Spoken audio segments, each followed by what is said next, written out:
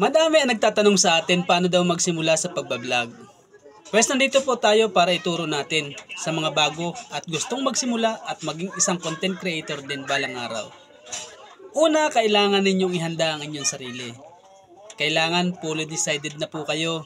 Hindi po pagdating ng 2 linggo titigil na kayo. Pangalawa, kailangan may cellphone po kayo. At syempre, meron kayong Facebook. Pwede nyo pong gamitin ang inyong Facebook profile o pwede rin kayong gumawa ng page. Ang pagkakaiba ng dalawa, yung profile ay ano lang maano sa inyo doon, star at saka ads on reels at saka in-stream ads. Yun lang po ang pwede nyong pagkakitaan doon.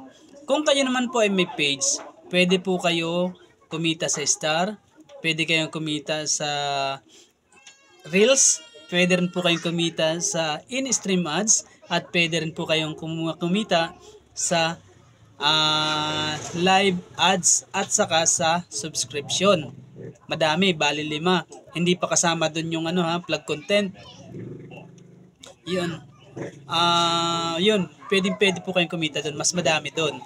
Kaya kailangan meron kayong Facebook bago kayo magsimula. Syempre, bago kayo mag-upload ng mga video, baka magulat kayo, upload ng video, hindi umaangat yung bahay ninyo, kailangan nyo muna pong buksan ang professional dashboard. At syempre, kailangang i-check ninyo ang settings kung ito po ay nakapublic. Lahat dapat nakapublic po. Kasi nga, content creator kayo. Kailangan makita ng buong mundo yung mga pinagagawa ninyo at marinig yung mga sinasabi ninyo.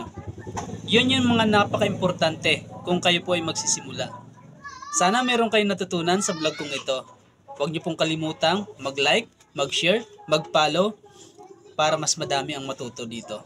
That's it for today's video.